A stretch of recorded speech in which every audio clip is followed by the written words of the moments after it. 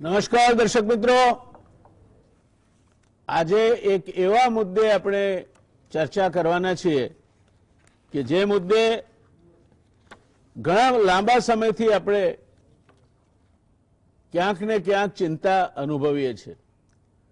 સરહદે ચીનનો જમાવડો અને હડપલા ચાલુ છે। જો કે સારા સમાચાર એ છે કે 9 મહિનાના સ્ટેન્ડ અપ પછી તિબેટમાંથી હવે ધીરે ધીરે બંને સેનાઓએ પુનઃ શાંતિ સ્થપાય તે રીતે પાછા હટવાનું આજથી શરૂ કર્યું છે।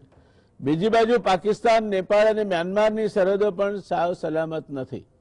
કાશ્મીર અને પૂર્વોત્તર રાજ્યોમાં પરિસ્થિતિ ભારેલા અગ્નિ જેવી છે। આ બધા વચ્ચે આપણી બહાદુર સેના વિપરીત અને અત્યંત કપરા સંજોગોમાં પણ સરહદની જાળવણી કરી રહી છે। અરુણાચલમાં ચીને ઘૂસણખોરી કરી છે તો સિયોક અને ગલવામાં ભારત અને ચીનની સેનાઓ સામસામે ભીડાઈ છે।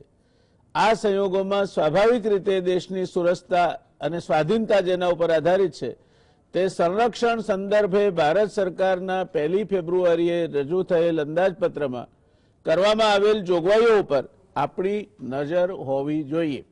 ભારત સરકારના 1 ફેબ્રુઆરી રજૂ થયેલ અંદાજપત્રમાં અત્યારે આપણને જેની સૌથી વધારે ચિંતા થાય છે તે સંરક્ષણ ક્ષેત્ર માટે ભારત સરકારના અન્ય મંત્રાલયો કરતાં સૌથી વધારે જોગવાઈ કરવામાં આવી છે। એ સારી વાત છે। બજેટના કુલ ખર્ચના 15.5% જેટલો ખર્ચ સંરક્ષણ પાછળ થશે, જે ભારતના 20-21 માટેના અંદાજિત જીડીપીનો 2.1% છે। આ આપણે 20-21ની વાત કરીએ છીએ, આપણે હજુ વાત કરવાની છે 21-22ની। એવી આશા હતી કે ચીન અને પાકિસ્તાન સાથેની તંગદિલી વચ્ચે સેનાના આધુનિકીકરણ અને શસ્ત્ર સરંજામની ખરીદી માટે આ વખતે સંરક્ષણ બજેટમાં મોટો વધારો થશે।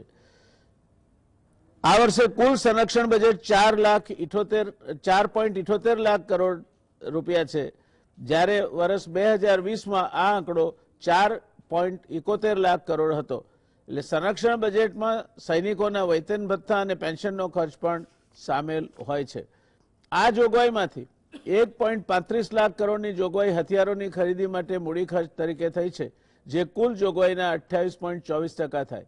અગાઉ વર્ષ કરતાં મૂડી ખર્ચમાં 19%નો વધારો થયો છે, જે આવકારદાયક છે।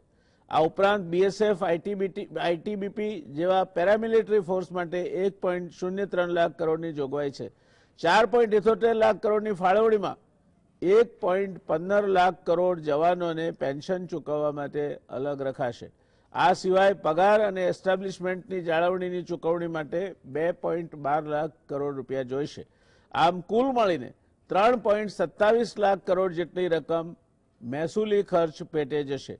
કુલ જોગવાઈનો આ 68.5% ખર્ચ સૈન્યની નિભાવણી તેમજ રેવન્યુ ખર્ચ પેટે જવાનો છે।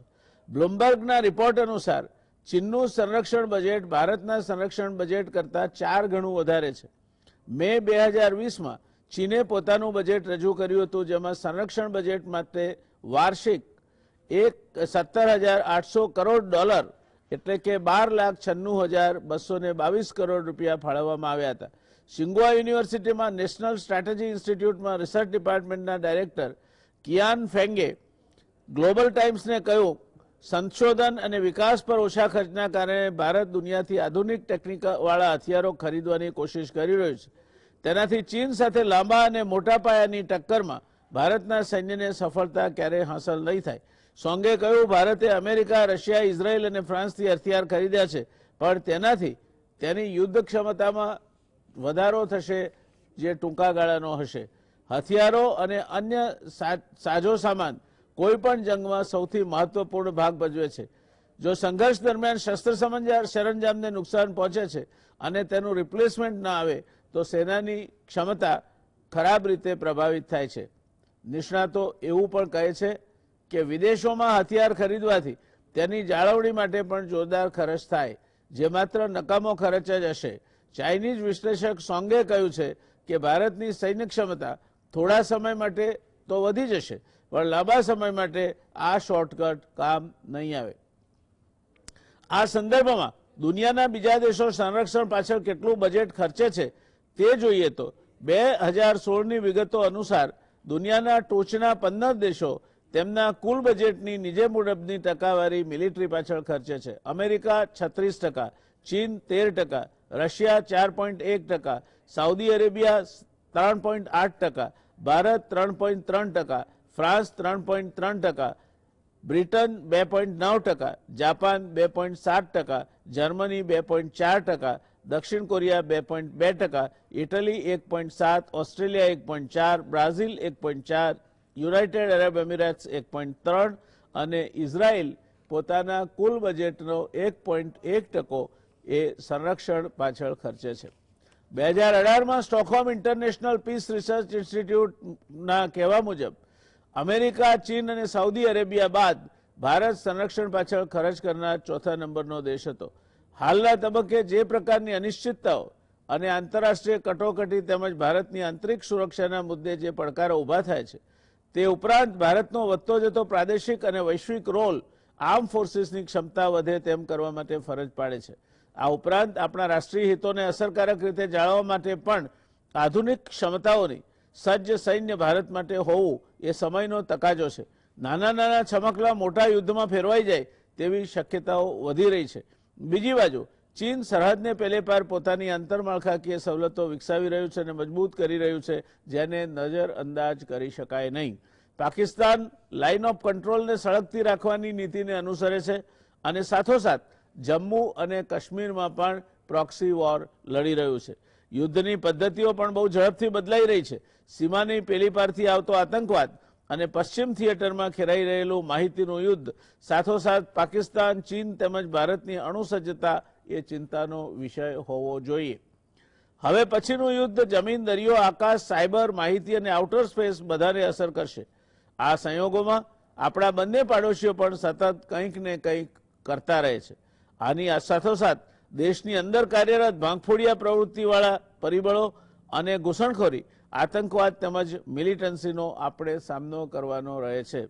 એક વાતનો ખ્યાલ રાખવો જોઈએ દર્શક મિત્રો કે આર્મી, એરફોર્સ અને નેવીમાં ફાળવવામાં આવતું બજેટ વધુને વધુ કેપિટલ એક્સપેન્ડિચર માટે હોવું જોઈએ. કેપિટલ અને રેવન્યુ બજેટનો આદર્શ રેશિયો 60-40 હોવો જોઈએ. તો જ આધુનિકીકરણ અને અસરકારક ઓપરેશન્સ માટે પૂરતા શસ્ત્રો મળી શકે. આપણી સેનાને લાગે વળગે છે ત્યાં સુધી દુનિયાની સારામાં સારી સેનાઓમાંની એક અને કેળવાયેલ સેના એ આપણી ભારતની શાન છે. ત્યારે જો એના હાથમાં પૂરતા હથિયારો ના હોય, પૂરતો દારૂગોળો ના હોય, તો એની ગમે તેટલું જનૂન હોય, જુસ્સો હોય, ક્ષમતા હોય, તો પણ એ ક્યાંક ને ક્યાંક એને મુશ્કેલીમાં મુકાવવું પડે તે પ્રકારની પરિસ્થિતિનું નિર્માણ થાય. 2011-12થી 2017-18 સુધીનો જો ગાળો જોઈએ તો કેપિટલ હેડ નીચે નાણાં ઘટતા જતા હતા. 2019-20માં આ ફાળો વધીને આ ફાળામાં 34.2% જેવો માતબર વધારો થયો. 2020-21માં સંરક્ષણ ક્ષેત્રની જોગવાઈ 4.71 લાખ કરોડ હતી, જે બજેટના 15.5% છે. 2021-22માં 4.78 લાખ કરોડની ફાળવણી કરવા માટેની દરખાસ્ત છે, જે બજેટના 13.5% છે. એટલે અગાઉના વર્ષે બજેટના 15.5% હતા, આ વખતે બજેટના 13.5% છે. આમ ગયા વર્ષ કરતા રકમની દ્રષ્ટિએ માત્ર 1.5%નો સંરક્ષણ બજેટમાં વધારો થયો છે, પણ કુલ બજેટની ટકાવારીની દ્રષ્ટિએ 2%નો ઘટાડો થયો છે. આ વધારાને જો આપણે ફુગાવા સાથે જોડીએ તો જે વધારો થયો છે તે ફુગાવો ખાઈ જાય. એટલે વાસ્તવિક રીતે તમે 2021-22માં જુઓ તો 2020-21 કરતાં કોઈ વધારો આપણને જોવા મળતો નથી. આ જોગવાઈમાંથી 1.35 લાખ કરોડની જોગવાઈ હથિયારોની ખરીદી માટે મૂડી ખર્ચ તરીકે થઈ છે, જે કુલ જોગવાઈના 28.24% થાય છે. અગાઉના વર્ષ કરતાં મૂડી ખર્ચમાં 19%નો વધારો થયો છે, જે આવકારદાયક છે, કારણ કે શસ્ત્રો અને આધુનિકતમ જે લડાઈ માટે જરૂરી દારૂગોળાથી માંડીને શસ્ત્ર સામગ્રી સુધી બાબતો છે તે ખરીદાય તે અત્યંત આવશ્યક છે. આ ઉપરાંત બીએસએફ, આઈટીબીપી જેવા પેરામિલિટરી ફોર્સ માટે 1.03 લાખ કરોડની જોગવાઈ છે. હવે આ વખતની જોગવાઈને આપણે જોઈએ કે ક્યાં કરી છે. કુલ 4.78 લાખ કરોડની જોગવાઈ થઈ દર્શક મિત્રો. એટલે આપણને લાગે કે અધોધો આટલું બધું બજેટ સંરક્ષણ માટે, બધા કરતા વધારે બજેટ સંરક્ષણ માટે, આવા બધા પ્રશ્નો થાય તો સમજવાનો પ્રયત્ન કરીએ કે જવાનોને પેન્શન ચૂકવવા માટે અલગ રખાશે 1.15 લાખ કરોડ અને પગાર અને એસ્ટાબ્લિશની જાળવણી માટે 2.12 લાખ કરોડ, એટલે 4.78 લાખ કરોડમાંથી 3.37 લાખ કરોડ 3.27 લાખ કરોડ જેટલી રકમ મહેસૂલી ખર્ચ પેટે જશે. આમ કુલ જોગવાઈનો 68.5% સૈન્યની નિભાવણી તેમજ રેવન્યુ ખર્ચ પેટે જવાની વાત છે, જે 40% જવું જોઈએ. એના બદલે જેને રેવન્યુ એક્સપેન્ડિચર કહે છે, બિન ઉત્પાદક એક્સપેન્ડિચર કહે છે, તે 68.5% જેટલો થશે. એટલે શસ્ત્રો ખરીદવા માટે પ્રમાણમાં ઓછા પૈસા આપણી પાસે રહેશે. સ્ટેન્ડિંગ કમિટી ઓન ડિફેન્સે શું કહ્યું છે જોઈએ દર્શક મિત્રો. તો સ્ટેન્ડિંગ કમિટી ઓન ડિફેન્સ 2018 એવું કહ્યું છે કે સંરક્ષણ માટે જીડીપીના 3% જેટલું બજેટ ફાળવવું, જેથી આપણા સંરક્ષણ દળો પૂરતી તૈયારીમાં રહી શકે, જે અત્યાર સુધી 2%થી ઉપર નથી ગયું. The standing committee on defence 2019 દ્વારા એવી નોંધ લેવામાં આવી હતી કે 2017-18 વર્ષના ખર્ચ સામે 2018-19નો સુધારેલો અંદાજ ફુગાવા માટે એડજસ્ટમેન્ટ કર્યા બાદ જ માત્ર 0.1% થયો હતો. એટલે ફુગાવાને ધ્યાનમાં લઈને સંરક્ષણ બજેટને જોવું જોઈએ. આ વખતે માંડ એક 0.07 લાખ કરોડનો જ વધારો થયો છે. તે વધારો મને લાગે છે કે ફુગાવો ખાઈ જાય તે પ્રકારનો વધારો છે. આમ સમિતિએ ભલામણ કરી હતી કે સંરક્ષણ મંત્રાલયને બજેટ ફાળવતી વખતે ફુગાવાના દરને ધ્યાનમાં લેવો જોઈએ. નાણામંત્રીએ આ બધી જ ભલામણોને એક બાજુ મૂકીને બજેટમાં ફાળવણી કરી છે એમ કહીએ તો જરાય અતિશયોક્તિ નથી. 2010-11માં સંરક્ષણ ખર્ચ જીડીપીના 2.5% અને કેન્દ્ર સરકારના કુલ ખર્ચના 16.3% હતો, જે 2021માં ઘટીને જીડીપીના 2.1% અને કેન્દ્ર સરકારના કુલ ખર્ચના 15.5% થવા પામ્યું હતું. આ વખતે પણ એમાં મોટો વધારો થાય એવી કોઈ શક્યતા નથી. માત્ર એક નાનો વધારો કુલ રકમમાં થયો છે. એટલે એ જે પ્રપોર્શનેટ ઇન્ક્રીઝ થવો જોઈએ, બંને જે પાર્લામેન્ટરી કમિટીએ જે ભલામણ કરી હતી એ પ્રમાણે એવી પરિસ્થિતિ આ બજેટમાં જોવા મળતી નથી. ત્યારે એક બાજુ યુદ્ધની પરિસ્થિતિ છે, એક બાજુ આંતરિક મોરચે પણ તકલીફો જ તકલીફો છે. ખેડૂત આંદોલન ચાલે છે, બીજે બધે ભાંગફોડિયા તત્વો કાર્યરત છે, અને તેવા સંયોગોમાં આ બજેટ સંરક્ષણ માટેનું બજેટ છે તે આપણી સામે આવ્યું છે. ત્યારે એ પૂરતું છે?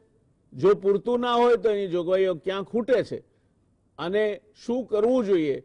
આ બધી બાબતોના પરિપ્રેક્ષ્યમાં ભારત સરકારનું આ 2021-22 માટેનું બજેટ આવ્યું, તેના સંદર્ભે ડિફેન્સ એટલે કે સંરક્ષણ મંત્રાલયના બજેટને નાણવાનો, એને ચકાસવાનો આપણે પ્રયત્ન કરીશું.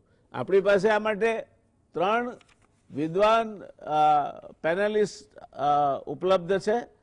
પહેલા છે અહીંયા મારી સાથે સ્ટુડિયોમાં નેવલ કોમોડોર ઉત્પલભાઈ વોરા, ગુજરાતીઓનું આપણા ગૌરવ છે. આ ઉચ્ચ પદ પર નૌસેનામાં ઉત્પલભાઈ પહોંચ્યા એ દરમિયાનમાં પણ એમણે અનેક અગત્યના અને વ્યૂહાત્મક મિશનમાં ભાગ લીધો હોય જ, એ સ્વાભાવિક છે. અને એટલે જોડો ક્યાં ડંખે છે એ વાત કરવા માટે આપણને ઉત્પલભાઈથી વધારે સારું કોઈ વ્યક્તિત્વ મળી શક્યું ના હોત. ઉત્પલભાઈ અત્યારે મારી સાથે સ્ટુડિયોમાં મોજૂદ છે. ત્યારે હું ગુજરાત સમાચાર ટેલિવિઝન વતી અને મારા વતી ઉત્પલભાઈ આપનું સ્વાગત કરું છું. આપણા બીજા પેનલિસ્ટ છે એમ્બેસેડર ડૉક્ટર કેતન શુક્લા. ગુજરાત સમાચાર ટેલિવિઝનના દર્શક મિત્રોને કેતનભાઈની પરિચયની જરૂર નથી. 1986ની બેચના ઇન્ડિયન ફોરેન સર્વિસના અધિકારી છે, ક્વોલિફાઈડ ડૉક્ટર છે, માઇક્રોબાયોલોજી સાથે બીએસસી કર્યું છે અને હોનોલુલુની જે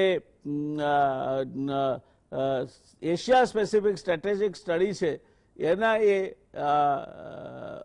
એલુમની છે. કેટલાય દેશોમાં એક રાજનયિક તરીકે એમણે પોતાનો કાર્યકાળ દરમિયાન કામગીરી કરી છે. એટલે વૈશ્વિક વાતાવરણ અને ડિપ્લોમસીના વિવિધ પરિમાણોથી કેતનભાઈ સુપેરે પરિચિત છે. ડોક્ટર હેમંત કુમાર શાહ, શિક્ષણવિદ, HK આર્ટ્સ કોલેજના પૂર્વ પ્રિન્સિપાલ અને અર્થશાસ્ત્રી ઉપરાંત હેમંતભાઈ એક અચ્છા એનાલિસ્ટ છે, વિચારક છે અને પોતાના વિચારોને આર્ટિક્યુલેટ કરીને એટલે વ્યવસ્થિત રીતે સજાવી ધજાવીને મૂકવામાં હેમંતભાઈ માહિર છે. આ ત્રણેય પેનલિસ્ટનું આપણે સ્વાગત કરીએ છીએ. શરૂઆત કરીશું કેતનભાઈ આપથી. આપે સંરક્ષણ મંત્રાલયનું બજેટ જોયું છે અને એના સંદર્ભમાં આજની ચર્ચામાં ભાગ લેતા આપે એની શરૂઆત કરવાની છે. ત્યારે કેવું લાગ્યું આપને આ બજેટ અને એના જમા પાસા કયા છે, ઉધાર પાસા કયા છે? આમાં એવું છે કે જે આ બજેટ છે એ પોસ્ટ કોવિડ આવ્યું છે, એટલે આપણે દરેક સંરક્ષણમાં સૌથી મહત્વનો મુદ્દો છે કે તમારી ઇકોનોમી કેવી ચાલે છે. બીજી અગત્યની વસ્તુ એ છે કે જે આપણે બહુ ડિટેલમાં સમજાય કે આજુબાજુની પરિસ્થિતિ નેપાળ, મ્યાનમાર, ચાઇના, પાકિસ્તાન અને શ્રીલંકા, એટલે જે અને ગ્લોબલ પર્સપેક્ટિવમાં જોવા જઈએ તો પણ મિડલ ઇસ્ટમાં બી પરિસ્થિતિ બહુ સારી નથી. સાઉથ ચાઇના સીમાં ચાઇનાનું પ્રેશર વધતું જાય છે. તો આમાં સૌથી અગત્યની વસ્તુ એ છે કે બજેટ આપણું 3% હોવું જોઈએ. 11 થી 15 સુધી 2.5% હતું, ધીમે ધીમે ઘટતું ગયું અને અત્યારે ખાલી 6,000 કરોડ રૂપિયા વધ્યું છે. હવે એક વસ્તુ એ લોકોએ બતાવી છે કે કેપિટલ એક્સપેન્ડિચર જે વધ્યું છે એ ઘણી સારી વસ્તુ છે. 16%, $15.9 બિલિયન. આર્મીને 8.17, નેવીને 4.55 અને એરફોર્સને 7.2, એટલે નેવીના બજેટમાં 22% વધારો છે, એરફોર્સમાં 19% વધારો છે. હવે આમાં જે બજેટ છે એમાં સૌથી અગત્યનો મુદ્દો જોવા જઈએ તો આવી ગંભીર પરિસ્થિતિમાં આપણે કહ્યું પ્રમાણે યુએસનું $721 બિલિયન બજેટ છે, ચાઇનાનું $261 બિલિયન છે. એટલે આપણી અને ચાઇનાની ઇકોનોમી સરખાઈએ તો આપણો અને ચાઇનાનો ખર્ચો 2% જીડીપી છે, પણ એમનું આપણા કરતાં 4 ગણું બજેટ રહેવાનું. એટલે આમાં સૌથી અગત્યની વસ્તુ એ છે કે આમાંથી 90% જે છે કેપિટલ બજેટ એ એક્ઝિસ્ટિંગ લાયબિલિટીમાં વપરાઈ જશે. પેન્શન 13% પર ગેલોપિંગ ઇન્ક્રીઝ છે, એટલે કેપિટલ એક્સપેન્ડિચર જે આપણે લાગે છે એટલું બધું વધારો થયો નથી. એમાં મોટાભાગનું વેપન પ્રોક્યોરમેન્ટમાં વપરાશે. હવે વેપન પ્રોક્યોરમેન્ટમાં એક બહુ અગત્યની વસ્તુ એ હોય છે કે આ બધી ટાઈમ બાઉન્ડ, એટલે કે સ્ટેજમાં પેમેન્ટ થતા હોય છે, સ્ટેજ વાઇઝ આવતું હોય છે. એટલે આપણે રાફેલનો 135નો કોન્ટ્રાક્ટ કર્યો તો આપણને 35 મળે, પછી 50 મળે, પછી 75, એ પ્રમાણે પેમેન્ટ થતા હોય છે. તેમાં 3 મોટા પ્રોક્યોરમેન્ટ છે. એક તો S-400 મિસાઇલ, રફાએલ અને ત્યાંથી તેજસનો કોન્ટ્રાક્ટ જે આપણે આપ્યો એ. એટલે આ બધી જોવા જઈએ તો આમાં એક બીજી સરખામણી બહુ અગત્યની વસ્તુ રહે છે કે રશિયા, એનું બજેટ આપણા કરતાં ઓછું છે, $54.8 બિલિયન છે.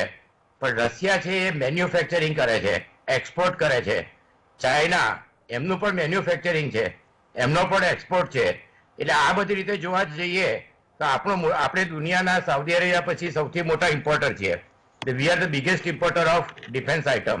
એટલે આપણે જે બજેટ હોય એની અંદર ઓવરઓલ પ્રિપેરેશન જોવા જઈએ તો આપણે એની કમ્પેરિઝન ઇઝરાયલ, રશિયા કે ચાઇના સાથે પૈસાથી ના કરી શકીએ. ઇઝરાયલમાં 5.3% બજેટ છે, $21.5 બિલિયન. પણ ઇઝરાયલમાં એ લોકોની defence research and development capacity ઘણી સારી છે, મેન્યુફેક્ચરિંગ બહુ સારું છે, એ લોકોનો એક્સપોર્ટ પણ છે. અને સાથે સાથે ઇઝરાયલમાં એક બીજી વસ્તુ છે કે ત્યાં કમ્પલસરી મિલિટરી ટ્રેનિંગ આપે છે. એટલે દરેક વ્યક્તિ 2 વર્ષ માટે પરદેશથી પણ ત્યાં જઈને ટ્રેનિંગ લેતી હોય છે. એટલે એ લોકો જે આપણે મેન પાવર જોવા જઈએ તો મેન પાવરમાં આપણે જે પેન્શન અને જે રિકરન્સ એક્સપેન્ડિચર છે, મેન્ટેનન્સ, એ ઘણો વધારે છે. હવે આની અંદર અત્યારે જે બ્લુમબર્ગે કહ્યું આપણે કે 25, આપણે ચાઇનાના 25% છે, પણ એમાં અગત્યની વસ્તુ છે કે ગ્લોબલ ટાઈમે એમ કહ્યું કે આટલા વધારાથી તો આ એક સ્મોલ ઇન્ક્રીઝ છે ને એક જે કહેવાય કે ભ્રમ જેવી સ્થિતિ ઊભી થશે. તો આને માટે અત્યારે તો આપણી પાસે એક જ ઉપાય છે. એક તો આપણે ઇન્ફ્રાસ્ટ્રક્ચર ડેવલપ સારી રીતે કરી શકીએ, અને બીજી એક અગત્યની વસ્તુ એ છે કે જે આત્મનિર્ભર, હવે આ જે પ્રોજેક્ટ આવ્યો છે બે આત્મનિર્ભરનો DRDO નો, એનું બજેટ આપણી પાસે સારી એવી કેપેસિટી છે. 41 ઓર્ડિનન્સ ફેક્ટરી છે, 9 પબ્લિક સેક્ટર છે. એમાં ઓર્ડિનન્સ ફેક્ટરી જે છે એને માટે આખો જે એક આખો ઢાંચો બન્યો છે. હવે એ ઢાંચા પ્રમાણે FDI કેપ 74% કરી છે. ઓર્ડિનન્સ ફેક્ટરી બોર્ડનું કોર્પોરેટ ડિઝાઇન કરવાનું, અને જે ટાઈમ બાઉન્ડ ડિફેન્સ એક્વિઝિશન થાય અને 100 આઇટમ નેગેટિવ લિસ્ટમાં મૂકી છે. આ 41 ફેક્ટરીમાં $4 બિલિયન 2025 સુધીમાં મેન્યુફેક્ચરિંગ કેપેસિટી વધે, રિસર્ચ અને ડેવલપમેન્ટ ઇન્ક્રીઝ કરે, અને નવ જે પબ્લિક સેક્ટર છે જે ઘણા સારા છે, HAL, ભારત આયર્ન ને મિક્સ, જ્યાં મિસાઇલ્સ બને છે, 3 શિપયાર્ડ, BEL અને BEML. હવે આ બધામાં જે આપણે પ્રોજેક્શન કર્યા છે એ પ્રોજેક્શન 25 સુધીમાં થવા જોઈએ. તો એક જ વસ્તુ છે કે આપણા આત્મનિર્ભર બનીએ એટલે આપણા ઇમ્પોર્ટ ઘટે, આપણા એક્સપોર્ટ વધે. ઇન્ડિયા એક્સપોર્ટમાં 19મા નંબરે છે અને ઇમ્પોર્ટમાં બીજા નંબરે છે. એટલે જે આ લોકોએ ઢાંચો બનાવ્યો છે, એવું માનવું છે કે $25 બિલિયન ટર્નઓવર 2025 સુધીમાં થાય અને $5 બિલિયન આપણે એક્સપોર્ટ કરીએ એટલે આપણું જે ડિફેન્સ પ્રોડક્શન છે ટોટલી 80,000 કરોડનું છે, એમાં 63,000 કરોડ પબ્લિક સેક્ટર કરે છે. એટલે આમાં અગત્યની વસ્તુ હવે સૌથી એ છે કે રિસર્ચ, ડેવલપમેન્ટ, અને જ્યાં તેજસ, રુસ્તમ, UA અર્જુન, એ જે બધું આપણે ડેવલપ કર્યું છે, પણ એમાં દરેકના એન્જિન, અર્જુનનું એન્જિન આપણે મ્યુનિક પાસે બને છે ફ્રેડરિક્સહાફનમાં, તેજસનું એન્જિન છે આપણે GE પાસે ખરીદીએ છીએ. ટ્રાન્સફર ઓફ ટેકનોલોજીમાં આપણે જોઈએ એટલી ટેકનોલોજી એબ્ઝોર્બ કરી શકતા નથી, અને નેટ સેન્ટ્રિક વોરફેર ટેકનોલોજી જોઈએ એટલી સારી ડેવલપ થઈ નથી મોડર્નાઇઝેશન માટે. એટલે અત્યારે આપણે જે બજેટ છે એ તો ઘણું ઓછું છે. એનો એક જ ઉપાય છે કે આપણે જેમ બને એમ જલ્દી આપણી ઓર્ડિનન્સ ફેક્ટરી અને પબ્લિક સેક્ટરમાં ઇન્વેસ્ટમેન્ટ કરીને એમાં આ બધી ટેકનોલોજી ડેવલપ કરીએ તો ઇમ્પોર્ટનો ખર્ચો ઘટશે, એક્સપોર્ટ આપણો વધશે. એટલે આ ઇમ્પોર્ટ ઓછો થાય અને એક્સપોર્ટ ઘટે તો જે બજેટમાં 2% GDP છે એ આપણે 3.5% સુધીનો ફાયદો જોઈ શકીએ. અને પ્રાઇવેટ સેક્ટરનું પાર્ટિસિપેશન જે છે એ ખૂબ જ એફિશિયન્ટ હોવું જોઈએ કે જેથી આપણે આ બીજી જે આઇટમ ઇમ્પોર્ટ કરી છે એને સબસ્ટિટ્યુટ કરી શકીએ. HAL દાખલા તરીકે જગુઆર બનાવ્યા હતા, મિરાજ બનાવ્યા હતા ટ્રાન્સફર ઓફ ટેકનોલોજીથી, MiG-21, MiG-29, સુખોઈ 30. એટલે આવી જે ફેક્ટરી ખૂબ જ સારી રીતે ચાલતી હોય, ભારતના ઇન્ડેક્સમાં આપણે બધી મિસાઇલો બનાવી છે, તેમાં વધારે પૈસા કેપિટલ ઇન્સેન્ટિવ ઇન્વેસ્ટમેન્ટ કરીને પ્રોડક્શન રેમ્પઅપ કરી અને નવી ટેકનોલોજી, કારણ કે અમેરિકામાં ક્વાડમાં આપણે હવે સારા સંબંધો થાય છે, ત્યાંથી પણ આપણને ટેકનોલોજી મળી શકે. તમે મારે થોડોક સમય કમર્શિયલ બ્રેક માટે રોકાવવું પડશે. I will come back to you again. પણ મૂળ વાત આપની હું સમજી શકું છું કે વધારે બજેટ છે પણ એમાંનું મોટાભાગનું ઉત્પાદક બજેટ નથી, અને આપણે ઉત્પાદક બજેટ તરફ જવું જોઈએ અને આપણે ઘર આંગણે વધારે ઉત્પાદન કરીને આત્મનિર્ભર બનવું જોઈએ. એ વાત આપે જે કહી મને લાગે છે કે સંપૂર્ણપણે વ્યાજબી છે. દર્શક મિત્રો, રોકાઈશું એક નાનકડા કમર્શિયલ બ્રેક માટે અને બ્રેક બાદ આ ચર્ચાને આગળ વધારીશું. ફરી એકવાર આપણા સંરક્ષણ બજેટની, કારણ કે બજેટની ચર્ચા થાય છે, આપણા ત્યાં શું થાય છે, બજેટની ચર્ચા હલ્લા હો કરીને 1-2 દિવસ ચાલે અને પછી બધું શાંત થઈ જાય છે. આ વખતે ગુજરાત સમાચાર ટેલિવિઝને વિષયવાર શું છે તેની ચર્ચા કરવાનો એક નવતર ચીલો પાડ્યો છે, અને એના ભાગરૂપે આજે આપણે સંરક્ષણનું બજેટ ચર્ચા કરી રહ્યા છીએ. ત્યારે જઈશું હવે નેવલ કોમોડોર ઉત્પલભાઈ વોરા પાસે. વોરા સાહેબ, આ જે બજેટ છે એમાં એક તો ઇમ્બેલેન્સ છે, કેપિટલ એક્સપેન્ડિચર જોઈએ તેટલા પ્રમાણમાં મળતો નથી, અને એમાં એના સરકારની પણ જવાબદારીઓ છે, પેન્શન ચૂકવવાની અને પગાર ચૂકવવાની, એસ્ટાબ્લિશમેન્ટ ખર્ચની, સમજી શકાય એવું છે, નો ક્રિટિસિઝમ ઓન ધેટ. પણ આપણે આ રાફાઇલથી માંડીને ઘણી બધી ખરીદી કરી છે, અબજો રૂપિયાની ખરીદી કરી છે, જે મને લાગે છે કે એની પૂરેપૂરી જોગવાઈ ગયા બજેટમાં હોઈ શકે નહીં. there will be spillover liabilities which will have to be balanced against the available funds from this budget. તો આપને શું લાગે છે કે જે આપણા આર્મ ફોર્સિસ છે, very well trend, discipline, capable આપણા જે ફોર્સિસ છે, એને કટિંગ એજ આપવા માટે જરૂરી જે બાઇટિંગ ટીથ જોઈએ તે આ બજેટ આપી શકવાને સક્ષમ છે કે કેમ? Jaynarayanbhai, thank you very much for having me on the show. પણ હવે મારે જરા થોડું આ જે ડિફેન્સ બજેટના આંકડાઓ અને જે બેઝિક એનાલિસિસ આપે કર્યો એ બધું જ તમે ડિટેલમાં કવર કર્યું છે. અને બેઝિક જે એના આંકડા કહેવાય એ ઇવન કેતનભાઈએ પણ એને પ્રોજેક્ટ કર્યા છે, એટલે હું એની અંદર ફરીથી ટાઈમ નહીં બગાડું. જી, પણ તમે જે સવાલ પૂછ્યો છે એને જો આપણે બે ભાગમાં ડિવાઈડ કરીએ તો ultimately what is defence budget? Defence budget is the intent of a nation. અને intent of the nation is for what? That either you want to emerge as a regional power, you want to become a super power ને વૈશ્વિક સત્તા બનવું છે. તમારે તમારા દેશના લોકોને સેફ અને સેફટી પ્રદાન કરી અને દેશની અંદર બહાર ટ્રાવેલ કરતા હોય ત્યારે અને કઈ રીતે એમને તમારી પોતાની ઇન્ડિપેન્ડન્સ એની થોટ પ્રોસેસ આપીને એમને ફ્રી મુવમેન્ટ કરાવી છે. અને દેશનું કેવી રીતે અભિમાન આખા વર્લ્ડની અંદર આગળ વધી અને કોમિટી ઓફ નેશન્સની અંદર દેશ કેવી રીતે પ્રોજેક્ટ થાય છે. હું એક દાખલો યુએસએનો લઉં. The foreign policy of the US or US as a country, why it is considered as a global power? કારણ કે US embassy even the lower most official or even the ambassador, when he picks up a phone and speaks to any parent government, then people take him seriously. Yes. Why they take him seriously is because they have a military might, they have an economic might, and they have an industrial might, all put together as a considered as a comprehensive power of the nation. માટે we have to decide what kind of India do we want now, in a short term, in a medium term, and in a long term. Very true. And accordingly, you should have catered for the defense might, or that is called the military might, diplomatic might, and also the economic might. Now, here is a classic case of E and M. E is economy, M is military might. If the E increases, then automatically more money is given to the military might. But if the E remains stagnant, then you have to, take the money from some other sources and you have to subsidize the military might. Therefore, the fundamental need at this moment of time is that your economy must become stable, economy must increase, and therefore the GDP must increase. And therefore that increased GDP na 2.5 or 3% તમે જ્યારે calculate કરો ત્યારે it will be more. To give one more solid example, Japan spends only 0.9% of the GDP.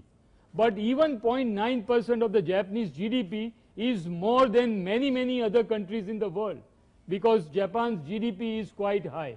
Similarly, USA, why, the China, though in economic might it may be number 2, but military might is way down compared to USA. Yes. And to catch up with the USA, now, after almost about 2 or 3 decades of dedicated effort, now China is, concentrating on the military might.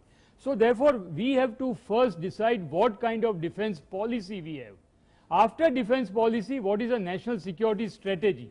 And national security strategy will define the military strategy. Yes. Now, which has to be very swift, encompassing, sharp, and it should be able to deliver the desired, the effect on the place of our choosing at a time of our choosing. Very true. એનું કારણ તમને કહું કે જ્યારે આજે આ ચાઇનાની situation develop થઈ, we can give full marks to the Indian government that nobody could have done the forecast for China કે ચાઇના આ રીતનું બિહેવ થશે. Some people may say it may be an intelligence failure, but leave it aside.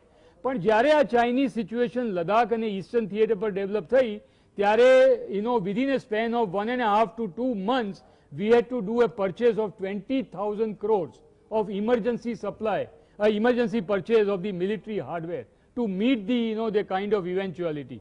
Now that kind of situation should not happen, and therefore here the government does not matter.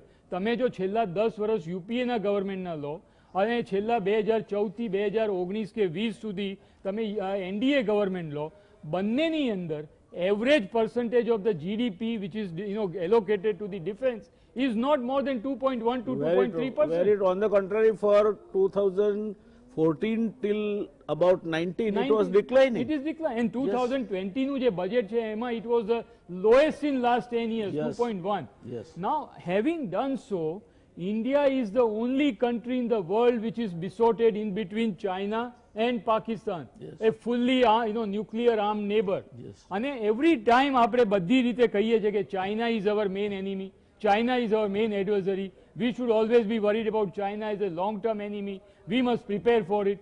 But last 10 વર્ષમાં, where did the logic go? Yes. And therefore we should have catered for that. Yes. Now at this moment of time to allocate money, 7% increase in the DRDO, 8% increase in the border road organization, and start doing emergency management of the defense budget, I mean, it should have been avoided and it should have been thought about it. G. But now we are into it, we have to, now come out of it. Yes. અને માટે અત્યારના જે situation થઈ છે એની અંદર જે જાતની capacity building or the capability building, બંને, you may have capability, but you may not have a capacity to absorb. Yes. And therefore, it is right time now that we may say that we want to become Atmanirbhar. પણ કેતનભાઈએ જે એક point કર્યો એને I would like to further, elaborate. America, Russia, China, they all are manufacturing nations, and at the same time they are arms and military systems exporting nations. Therefore, their economy also thrives on the War machine. military hardware Yes. export. Now, unless you reach that stage, we have to ensure that we may buy army and air force, but you have to build navy. Yes. છેલ્લા 10 વર્ષથી navy is crying hoax that submarine level, force level is coming down to mere 10 to 13, અને એમાં 1/3 will go into the refit. Therefore the operational ratio will not be more than 8 to 9 submarines. Similarly, you have come down to one carrier battle group, and one carrier battle group against that navy chiefs repeatedly have been saying that we want at least a 200 warship navy, but at the most as of now we have 125 warship navy. Now when you do that, other side you want to take on China in South China Sea, Indo-Pacific, free of navigation, free trade must take place. આ બધા સ્લોગનિયરિંગ કરવાથી કંઈ થવાનું જી. નથી. People must understand the gravity and importance of the defense budget G. and the nuance behind the defense budget. Unless like what you said, the Standing Committee on Defense, the Parliament MPs and the Ministry of Defense officials, they understand the importance of defense in a forced development manner. Because unless you do a forced development over a period of time in your 5-year plan, 10-year plan and 20-year plan, and each plan must roll over to the other plan, I am sorry to say this kind of emergency management situation of the national security will continue to exist, and you will not be able to exit out of it. Yes. Therefore Atmanirbhar is a very good idea and we must give a thrust on it. Yes. But Atmanirbhar Bharat is not going to happen with BEL and BEML.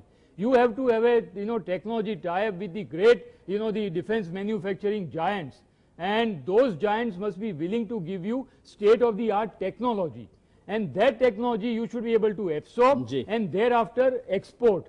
જી. એ જો ના થાય તો તમારી પાસેથી arms and military systems and weapons કોણ લેવાનું છે? સાચું. And this kind of military giants are no fools.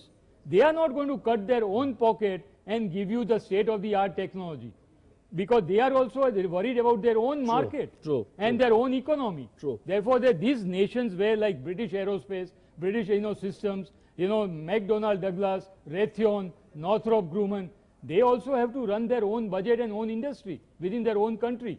Therefore, every country they have a export version and they have a the version for their own country. Sure. So if MiG-25 is given to the Russian Air Force, same MiG-25 and same capability will come to you only after 5 to 10 years, when their technology has become obsolete in their Air Force. જી.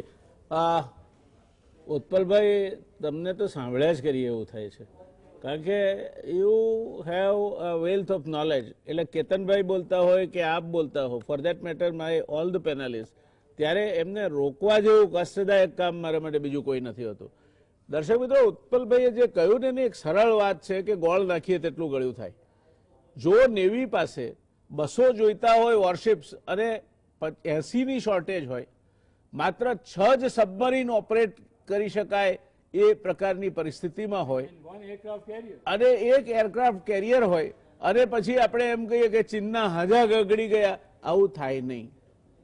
આપણે લાંબા ગાળાની strategy તરીકે જો વિશ્વમાં એક વૈશ્વિક સત્તા તરીકે પ્રસ્થાપિત થવું હશે તો ખૂબ ગંભીરતાપૂર્વક ભારતમાં મિલિટરી હાર્ડવેર અને મિલિટરી ઇક્વિપમેન્ટ્સ ઉચ્ચ ટેકનોલોજી સાથેની આપણા ત્યાં ઉત્પાદન થાય તે જરૂરી છે.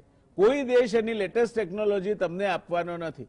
રશિયા તમને MiG-5 5 વર્ષ પછી આપશે, જ્યારે ત્યાં જૂનું થઈ અને એ બહાર જવાની તૈયારીમાં હશે ત્યારે. એટલે તમારી પાસે આ સુસજ્જતા જ્યાં સુધી ના ઊભી થાય ત્યાં સુધી તમે બહારથી લાવીને ઉછીના છોકરા લઈને વંશ ના રખાય. તમે બહારથી લાવીને એક થાગડ થીગડ કરી શકશો, થીગડું મારી શકશો, પણ તમે તમારી મિલિટરી કેપેબિલિટીઝને વધારી નહીં શકો. ક્ષમતા માણસની જ્યાં સુધી લાગે વળગે છે ત્યાં સુધી we have committed and best trend manpower. આપણી પાસે જે આપણું સૈન્ય છે, આપણને ગર્વ થાય એવા માણસ, પણ એને તમે 18મી સદીના હથિયારો આપશો લડવા જવા માટે? આજે 26,000 કિલોમીટર પ્રતિ અવર મિસાઇલ આવતું હશે તો રિસ્પોન્સ ટાઈમ 4 મિનિટ હશે તમારી પાસે. The future wars will be fought with super computers. આ પરિસ્થિતિ સમજવી પડશે. એમને અહીં નારા લગાવવાથી ભારત મહાસત્તા નહીં બની જાય. આ વાત આપણને જ્યારે સમજાશે ત્યારે એક વસ્તુ ચોક્કસ છે, અત્યારે 2%, 2.5% જીડીપીને આપણે આપીએ છીએ. એની સ્ટેન્ડિંગ કમિટીએ 3% આપવાનું કહ્યું છે. 3% પણ ઓછા પડશે, કારણ કે તમારું પાછલું દેવું છે. માટે ભારતે જો મિલિટરી માઇટ ઊભું કરવું હોય તો સ્વદેશી ઉત્પાદન, આત્મનિર્ભરતા, હાઈટેક મિલિટરી મેર અને 4 થી 4.5% જીડીપી જેટલું બજેટ જો ડિફેન્સ ફોર્સીસ માટે આપે તો જ ભારત આ સિદ્ધ કરી શકે. આ બાબતમાં શું કહેવું છે એ આપણે અત્યાર સુધી આ ચર્ચામાં માત્ર એક પ્રેક્ષક બની રહેલા અથવા તો શ્રોતા બની રહેલા અમારા અગ્રીમ અર્થશાસ્ત્રી અને એનાલિસ્ટ હેમંતભાઈ પાસેથી સાંભળીશું. હેમંતભાઈ, શું કહેવું છે આપને આ સંરક્ષણ બજેટ બાબતમાં? વિશ્લેષણ કર્યું અને બંને લશ્કરી નિષ્ણાતોએ પણ એનું ઘણું સારું વિશ્લેષણ કર્યું છે. સૌપ્રથમ તો હું આપને અને GSTVને આ ચર્ચા ગોઠવવા માટે જ ખાસ તો અભિનંદન આપું છું. એટલા માટે કે ઘણા સંરક્ષણ નિષ્ણાતો પણ એવું કહે છે, અને આપણા એડમિરલ હતા અરુણ પ્રકાશ, એમણે પણ ગયા વર્ષે 2019માં એકવાર એમ કહેલું કે સંસદમાં કોઈ દિવસ સંરક્ષણના બજેટની ચર્ચા થતી નથી. આ એટલે લશ્કર કે ડિફેન્સ મિનિસ્ટ્રી એ જાણે પવિત્ર ગાય હોય અને એની ચર્ચા ના થાય એવું કદાચ બધા રાજકીય પક્ષો સમજતા લાગે છે અને બધી સરકારો સમજે છે. એવા ટાણે આપે આ ચર્ચા ગોઠવી છે, માટે હું આપનો ખૂબ ખૂબ આભાર માનું છું અને GSTVને આપને ખરેખર અભિનંદન આપું છું. મહત્વનો મુદ્દો એ છે કે સંરક્ષણનું જે બજેટ છે એ ખરેખર શું છે. આમ જુઓ તો સંરક્ષણનું બજેટ એ મૂળભૂત રીતે આપણે આપણા ઘરને તાળું મારવાનું જે ખર્ચ કરીએ છીએ એટલા માટે કરીએ છીએ કે ઘરમાં કોઈ ઘૂસી ના જાય અને ઘરમાં ચોરી ના થાય. બસ આ પ્રકારનું ખર્ચ એ દેશને તાળું મારવાનું ખર્ચ છે કે જેથી દેશમાં કોઈ ઘૂસી ના જાય અને દેશના સંસાધનોને કોઈ નુકસાન ના પહોંચાડે. હવે આ તાળું મારવાનું ખર્ચ ખરેખર કેટલું હોવું જોઈએ એ કોઈ પણ રીતે વિચારી શકાય. જેઓ સંરક્ષણના નિષ્ણાતો છે એ અને રાજકીય નેતાઓ છે તે, અને સાથે સાથે જે લોકો હંમેશા કોઈક ને કોઈક પ્રકારનો ભય આપણને બતાવે છે, એ લોકો હંમેશા એમ જ કહેશે કે લશ્કરના ખર્ચમાં વધારો થવો જોઈએ. અમેરિકાના એક પ્રેસિડેન્ટ હતા ડ્વાઇટ આઇઝનહોવર, અને એમણે 17મી જાન્યુઆરી 1961ના રોજ એમણે વિદાય પ્રવચન આપ્યું પ્રમુખ પદેથી જતી વખતે. ત્યારે એમણે એક શબ્દ પ્રયોગ કર્યો હતો, અને એ શબ્દ પ્રયોગ હતો મિલિટરી ઇન્ડસ્ટ્રીયલ કોમ્પ્લેક્સ. એમણે એમ કીધેલું કે આ જે ઉદ્યોગો છે જે સંરક્ષણના સાધનો પેદા કરે છે તે ઉદ્યોગો, પછી લશ્કર એટલે કે મિલિટરી, અને રાજકીય નેતાઓ, આ ત્રણેયની એક પ્રકારની મિલી ભગત છે, આવું એમણે કહેલું છે. અને એમણે એમ કહેલું કે આ કોઈ પણ દેશની લોકશાહીને માટે અત્યંત ચિંતાજનક બાબત છે. એમના શબ્દો જ આ કે આપણી સ્વતંત્રતા અને લોકશાહીની પ્રક્રિયાઓ માટે એ અત્યંત જોખમી છે. મને લાગે છે કે સંરક્ષણના બજેટના સંદર્ભમાં આપણે આ રીતે પણ વિચારવાની આવશ્યકતા છે. આટલું બધું બજેટ આપણે ખર્ચીએ છીએ, પણ આપણે જોઈ રહ્યા છીએ કે આપણી સરહદોએથી પાકિસ્તાનના આતંકવાદીઓ આપણા પ્રદેશમાં ઘૂસી જાય છે અને તબાહી મચાવે છે. આપણે એ પણ જોયું છે કે લદ્દાખમાં ચીન ઘૂસી ગયું અને અરુણાચલ પ્રદેશમાં તો હમણાં જ સમાચાર હતા કે આપણી સરહદની અંદર આવીને એણે એક આખું ગામ વસાવી દીધું. તો આટલું બધું જ્યારે ખર્ચ થઈ રહ્યું હોય સંરક્ષણ પાછળ, લશ્કર પાછળ, ત્યારે શા માટે આવી ઘટનાઓ બને છે એવો એક સામાન્ય સવાલ એક નાગરિક તરીકે મને પૂછવાનું મન 100% થાય છે. હું એટલા માટે આવો સવાલ પૂછવા માંગુ છું કે જ્યારે પણ આપણે બજેટ વિશે ચર્ચા કરીએ છીએ ત્યારે આપણે હંમેશા એ વિચારીએ છીએ કે નાગરિકોનું કલ્યાણ એમાં શું થાય છે. તો દેશની સલામતી એ નાગરિકોના કલ્યાણનો એક ભાગ છે અને આ સલામતીના ખ્યાલો ઘણા વિસ્તૃત બન્યા છે. માત્ર દેશની સરહદો સાચવવી એ જ એક સલામતીનો ખ્યાલ છે એવું તો હવે રહ્યું નથી, આપણે સૌ જાણીએ છીએ. પણ તેમ છતાં પાકિસ્તાન અને ચીન સાથે આપણા જે તણાવપૂર્ણ સંબંધો છે એ સંબંધોને પરિણામે આપણે સંરક્ષણ ખર્ચમાં સતત વધારો કરતો જવું પડે છે. એ આપણી કમનસીબી છે. રાજીવ ગાંધી જ્યારે વડાપ્રધાન હતા ત્યારે યુનાઇટેડ નેશન્સની જનરલ એસેમ્બલીમાં ભાષણ આપવા ગયા ત્યારે એમણે કહેલું કે અમારા દેશમાં આટલી બધી ગરીબી છે અને ત્યારે અમારે સંરક્ષણનું ખર્ચ વધારવું પડે છે, એ અમારી કમનસીબી છે. આ કમનસીબી આપણે કેવી રીતે ઓછી કરી શકીએ એના ઉપર પણ મને લાગે છે કે આપણે વિચારવાની ઘણી મોટી આવશ્યકતા છે. આપે જેનો ઉલ્લેખ કર્યો તો Stockholm International Peace Research Institute, એણે 2019નો આંકડો આપ્યો છે કે દુનિયામાં મિલિટરી એક્સપેન્ડિચર 3.6% વધ્યું, પણ ભારતનું મિલિટરી એક્સપેન્ડિચર એ 6.8% વધ્યું. હવે આ કેમ વધે છે એ આપણે સૌ જાણીએ છીએ. અને હમણાં જ આગ લાગે તેમ કૂવો ખોદાય, હમણાં જે વાત કરી સાહેબે, વોરા સાહેબે, તે લગભગ 20 થી 21 હજાર કરોડ રૂપિયાની ખરીદી આપણે તત્કાળ કરવી પડી. તો આપણે આપણા પડોશી વિશે, એ ચીન હોય કે પાકિસ્તાન, એના વર્તન વિશે અને એના સ્વભાવ વિશેની ધારણાઓ આપણે કરી જ નહીં અને આપણે એમ માની લીધું કે આ સરહદોએ તો કશું થવાનું નથી. ચીન સાથેનો કે પાકિસ્તાન સાથેનો આપણો જે છેલ્લા 70 વર્ષનો અનુભવ છે એને આધારે આપણે કેમ સંરક્ષણની તૈયારી ના કરી શકીએ? આ મુદ્દો પણ મને લાગે છે કે વિચારવા જેવો છે. અને બીજો એક મુદ્દો મારે કહેવો છે, કદાચ હું આપ સૌ કરતા જુદો પડું એવું બની શકે. આત્મનિર્ભર પેકેજ જે 5 જાહેર થયા એમાં ચોથા પેકેજમાં આપણા નાણાપ્રધાને એવું કીધેલું કે સંરક્ષણ સાધનોના ઉત્પાદનની બાબતમાં જે ફોરેન ડાયરેક્ટ ઇન્વેસ્ટમેન્ટ છે, એફડીઆઈ છે, એ 49% ઇક્વિટીથી વધારીને 74% જેટલું કરવામાં આવશે. હવે એનો અર્થ એવો થયો કે વિદેશી કંપનીઓ ભારતમાં આવશે, સંરક્ષણના સાધનો ઉત્પન્ન કરશે અને સાથે સાથે એ આપણી મિલિટરીને એ સાધનો વેચશે. આ બાબત આપણે બહુ સ્પષ્ટ રાખવાની જરૂર છે કે આપણે ત્યાં એ આપણા લશ્કરને માટે જરૂરી સાધનો ઉત્પન્ન થાય એમાં કોઈ વાંધો હોઈ શકે નહીં, એ જરૂરી છે.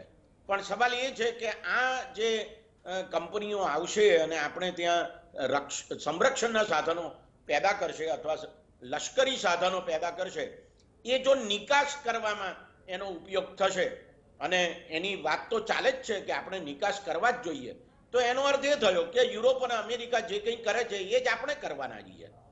યુરોપ અને અમેરિકા એ પાકિસ્તાનને પણ શસ્ત્રો આપે છે, ભારતને પણ શસ્ત્રો આપે છે, અને પછી ઘણીવાર એ એવું વિચારે છે કે જરા તમે લડો તો આપણને ખબર પડે કે આ શસ્ત્રો બરાબર ચાલે છે કે નથી ચાલતા. તો આ જે માનસિકતા છે યુરોપ અને અમેરિકાની, શું આપણે એ જ માનસિકતા અપનાવવી છે? અને દુનિયાના આપણા કરતા વધારે ગરીબ દેશો છે એવા ગરીબ દેશોને આપણે શસ્ત્રોની નિકાસ કરીને લડાવવા છે કે જે કામ અમેરિકા અને યુરોપ આપણી વચ્ચે કરે છે, પાકિસ્તાન અને ભારતની વચ્ચે? આ દાર્શનિક સવાલ છે અને કદાચ આ નૈતિક સવાલ છે, પણ આ સવાલનો જવાબ મને લાગે છે કે આપણે શોધવાની આવશ્યકતા છે. છેલ્લો એક મુદ્દો મારે કહેવો છે, અને તે એ છે કે આપણે એડમિરલ અરુણ પ્રકાશે જાન્યુઆરી 2019માં જે એક ભાષણ આપેલું, એમાં એવું કહેલું કે સંરક્ષણ અંગે શ્વેતપત્ર બહાર પાડવું જોઈએ. પછી એમણે એમ કીધેલું કે નેશનલ સિક્યોરિટીનો ડોક્ટ્રીન આપણે બહાર પાડવો જોઈએ. એમની વાત બિલકુલ સાચી છે. ભારતનો ન્યુક્લિયર ડોક્ટ્રીન છે, પણ નેશનલ સિક્યોરિટી ડોક્ટ્રીન નથી. અને સંરક્ષણ અંગેની જે આખી વ્યવસ્થા છે એની સમીક્ષા કરવી જોઈએ, એમ પણ એમણે કહેલું. અને છેલ્લો મુદ્દો એમણે બહુ જ મજાનો કહ્યો હતો. એમણે એમ કીધેલું કે આપણા સંરક્ષણ મંત્રાલયમાં આઈએએસ અધિકારીઓ છે, કોઈ એક્સપર્ટ તો છે જ નહીં, અને એટલે સંરક્ષણ કે સલામતી વિશે ન જાણનારા આવા જનરાલિસ્ટ આઈએએસ અધિકારીઓ એ લશ્કર વિશેની જોગવાઈઓ વિશેની કામગીરી બજાવે છે, એ ખરેખર ચિંતાજનક છે. મને લાગે છે કે આ બધી બાબતો ઉપર પણ આપણે વિશેષ ધ્યાન આપવાની આવશ્યકતા છે. ધન્યવાદ. દર્શક મિત્રો, આ બાબતો પણ ઘણી અગત્યની છે કે કોણ, મને ટ્રેક્ટર ચલાવવાનો અનુભવ હોય અને તમે મને ટેન્ક ચલાવવા બેસાડો તો શું થાય એ કલ્પના કરવી રહી. હેમંતભાઈની એક વાત સાથે સંમત છું કે મિલિટરીને લગતી કોઈ પણ બાબત હોય તો નેવીની બાબતો એરફોર્સને એટલી ઝીણવટથી સમજણ નહીં પડે, અને એરફોર્સની બાબતો સ્થળ સેનાને એટલી ઝીણવટથી બંધીના સ્ટ્રાઇકિંગ ઇક્વિપમેન્ટ જુદા છે, ટેકનોલોજી જુદી છે. ત્યારે સંરક્ષણ મંત્રાલયમાં સંપૂર્ણપણે પૂર્ણતયા ટોચ સુધી આ સ્પેશિયાલિસ્ટ ઓફિસર્સ હોવા જોઈએ કે જેમને ડિફેન્સ ઇક્વિપમેન્ટ્સનો અને ટેકનોલોજી જે બદલાઈ રહી છે તેનો અનુભવ હોય.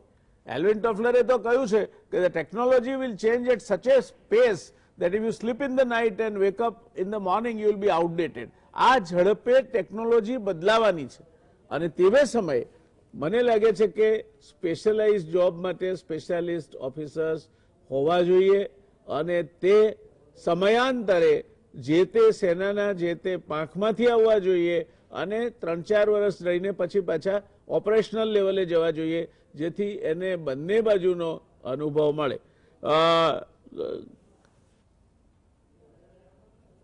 મારે ઉત્પલભાઈ આપને એક મુદ્દા પર કોમેન્ટ માંગવી છે. નો મચ ડિસ્ક્રિપ્શન, પણ શિંગુઆ યુનિવર્સિટીના નેશનલ સ્ટ્રેટેજી ઇન્સ્ટિટ્યૂટના રિસર્ચ ડિપાર્ટમેન્ટના ડાયરેક્ટર, ઓફકોર્સ ચાઇનીઝ છે, કિયાન ફેંગે ગ્લોબલ ટાઈમ્સને કહ્યું કે સંશોધન અને વિકાસ પર ઓછા ખર્ચના કારણે ભારત દુનિયાથી આધુનિક ટેકનીવાળા હથિયારો ખરીદવાની કોશિશ કરી રહ્યું છે.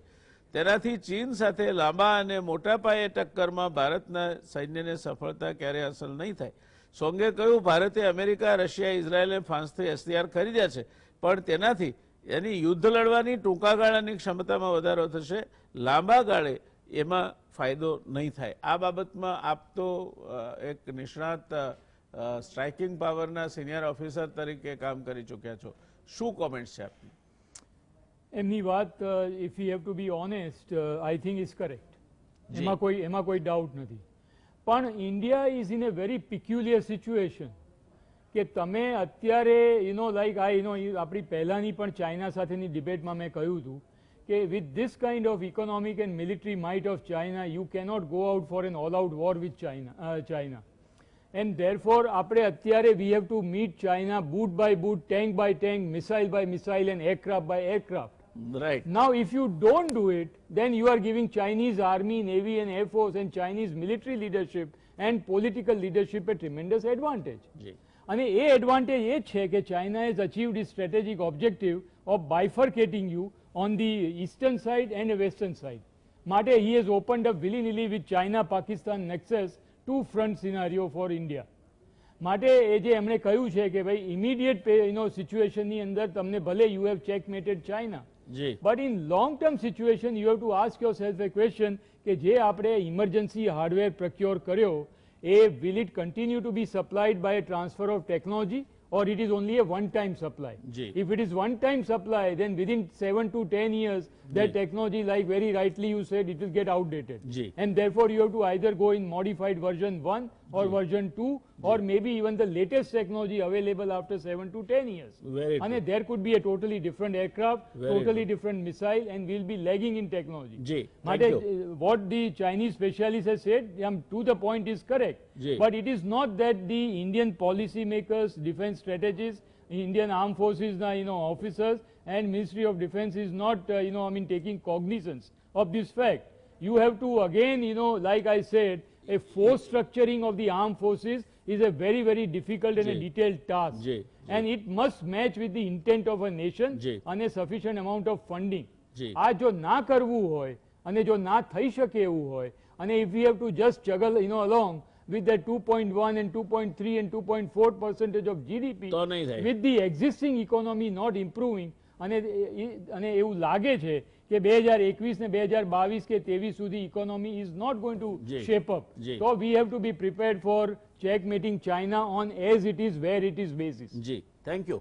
Ketanbhai, last closing remarks from you and precisely in 2 minutes. Bloomberg says કે ચીનનું સંરક્ષણ બજેટ ભારત કરતા 4 ગણું વધારે છે અને ચીન એ આપણા માટે ઇમિડિયેટ થ્રેટ છે. કદાચ પાકિસ્તાન એ મેનેજેબલ થ્રેટ છે, પણ ચીન એ ઇમિડિયેટ થ્રેટ છે અને મલ્ટી ડાયમેન્શનલ પેલામાં ચીન આપણને થ્રેટન કરી શકે છે.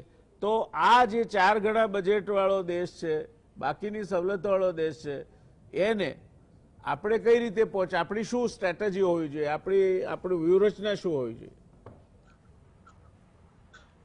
આમાં એવું છે કે આપણા જે નિષ્ણાતો છે, હેમંતભાઈએ કહ્યું તો ડિફેન્સમાં પ્રોક્યોરમેન્ટમાં ખાલી ઓફિસર નથી હોતા, એની બહુ મોટી 5 વર્ષની પ્રોસિજર હોય છે. એમાં ડિફેન્સના ઓફિસર હોય છે અને બધા જ હોય છે, એ બહુ વ્યવસ્થિત હોય છે. પણ જો 4 ગણું બજેટ છે, આપણે આપણા જે નિષ્ણાતો છે, હેમંતભાઈએ કહ્યું, એ દિવા સ્વપ્નો જુએ છે. દિવા સ્વપ્નો જોવાથી ક્યારેય ડિફેન્સમાં કે દેશની લાંબા પાયાની નીતિમાં ફાયદો ના થાય. ચાઇના 2028માં અમેરિકાની જોડે થઈ જશે. ચાઇના એરક્રાફ્ટ કેરિયરથી માંડીને બધું બનાવે છે. આપણે જ્યારે TOT લઈએ છીએ એટલે મોટામાં મોટો પ્રોબ્લેમ ઇન્ડિયામાં એ થતો હોય છે કે આત્મનિર્ભર થવા માટે સાયન્સ એન્ડ ટેકનોલોજી કે જે રિસર્ચ અને ડેવલપમેન્ટ એ આપણે ત્યાં ઘણું જ ઓછું છે. ટ્રાન્સફર ઓફ ટેકનોલોજી લાવવા માટે જનરલી મિલિટરીવાળા તૈયાર નથી થતા હોતા. આ એક બીજું પ્રોબ્લેમ છે. એટલે આપણી પાસે અત્યારે એક જ ઉપાય છે કે ટ્રાન્સફર ઓફ ટેકનોલોજી કરી અને ડિફેન્સના આપણા પબ્લિક સેક્ટર અને જે ઓર્ડિનન્સ ફેક્ટરી છે એને અપગ્રેડ કરે. પ્રાઇવેટ તો આવશે તેમાં 4-5 વર્ષ લાગે, એટલી બધી લાંબા ગાળાની રાહ જોવાય નહીં. એટલે જે છે એને જેમ બને એમ જલ્દી વ્યવસ્થિત કરે અને બધા જ દેશો આપણે લેટેસ્ટ ટેકનોલોજી આપણે લાખો કરોડનો ખરીદીએ છીએ, ટેન્કો ખરીદીએ છીએ, પ્લેન ખરીદીએ છીએ. એ વખતે ઓફસેટ અને ટ્રાન્સફર ઓફ ટેકનોલોજીઓ વ્યવસ્થિત રીતે કરવામાં આવે તો 3 વર્ષમાં મને લાગે છે કે આપણે ચાઇનાની જોડે પહોંચીએ નહીં, એ તો દિવાલ પર લખેલું છે. પણ આપણે ડિફેન્સિવ સ્ટ્રેટેજીમાં કોઈ પણ કન્ટ્રી સામે ટકી શકીએ એવી પરિસ્થિતિ 2024 કે 25 સુધીમાં થઈ જાય તો આપણે એને એક બહુ મોટી સિદ્ધિ માનવી જોઈએ અને એ પોસિબલ છે, થઈ શકે. પણ જે આ વિષ્ણુ પ્રકાશ આત્મા બધા જે જાતના પ્લાન બનાવે છે એ પ્લાનથી આપણો દેશમાં જે કહેવાય કે દિવા સ્વપ્ન જેવું છે અને આપણે ઇઝરાયલની જેમ કમર કસીને 3 વર્ષમાં એચીવ કરવું પડશે અને એ ખૂબ જ જરૂરી છે. એક હું તમને બતાવું કે 1970 ઇઝરાયલમાં ટ્રેક્ટરમાંથી ટેન્કો બનાવીને વોર લડ્યા હતા.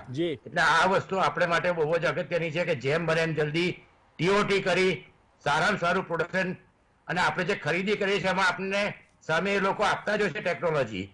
એ પણ કઈ બહુ મોટો પ્રશ્ન અને HAL બધા પ્લેન બનાવ્યા છે. એવી જ રીતે અવાડીમાં T-90 ટેન્ક બનાવી છે. એટલે પોસિબલ છે પણ એને ખૂબ જ યુદ્ધના ધોરણે કરવું જોઈએ જે ઉત્પલભાઈ કહે છે. બાકી બહુ મુશ્કેલ સમય છે. દર્શક મિત્રો, આ ચર્ચામાંથી 3 વાત નીકળે છે. એક તો આપણે દિવા સ્વપ્નમાં રાચવા જેવું નથી કે આપણે ચીનની કમર ભાગી નાખીશું ને આ કરીશું. બીજું, તાકાત છે આપણી પાસે. આપણા arm forces they are very well trend, very capable, પણ એમને તમારે કટિંગ એજ આપવી પડે. અને એ માટે કેતનભાઈએ અને વોરા સાહેબે 2 વાત કહી. પહેલી વાત, if there is a will, there is a way. The nation must have will and determination કે ના અમારે કરવું જ છે, આ રસ્તે જવું જ છે અને યેશા તે પંથા, મારે આ જ રસ્તે જઈને આ દેશને અહીં મૂકવો છે. અને છેલ્લો મુદ્દો છે એ રાતોરાત નહીં બને. Rome was not built in a day. તમે એમ માનો કે એવી કોઈ જાદુઈ છડી છે કોઈની પાસે કે આવતીકાલથી આપણા સૈન્ય ઉપર એ ફેરવી દે, એરફોર્સ પર ફેરવી દે, નેવી ઉપર ફેરવી દે, એની પાસે એરક્રાફ્ટ કેરિયર આવી જાય, એની પાસે લેટેસ્ટ વિમાનો આવી જાય અને એની પાસે લેટેસ્ટ ટેન્ક અને બધું આવી જાય. બનવાનું નથી. લેટ અસ બી રિયાલિસ્ટિક. ચાઇનાને આપણે સિલેક્ટિવલી એન્ગેજ કરવું જોઈએ, પાકિસ્તાન ઉપર નજર રાખવી જોઈએ અને ત્યાં સુધીમાં may be next 5 years we must build our road, increase our manufacturing capabilities, develop technologies, and we can become a military might. But that will take 5 વર્ષનું આ કામ છે. એના પાછળ પૈસા જોઈશે, એના પાછળ ખાસ તો દાન જ જોઈશે. ખાલી જાહેરાતો કરવાથી આ નહીં થાય. એ વાત સાથે આપણે આજની ચર્ચાને સમાપન તરફ લઈ જઈએ છીએ. દર્શક મિત્રો, મળીશું આવતીકાલે એક એવી ચર્ચા સાથે કે જ્યાં તમને મજા આવી જશે. હુતુતુથી માંડીને ગિલ્લી દંડા સુધીની આપણી જે રમતો છે એ હવે અદ્રશ્ય થઈ ગઈ છે. આપણે મળીશું એ બધી રમતોને આવતીકાલે એક જુદા જ પ્રકારની નિષ્ણાત પેનલ સાથે. મળીએ આવતીકાલે નવા વિષય સાથે, નવી પેનલ સાથે. શુભરાત્રી. Take care.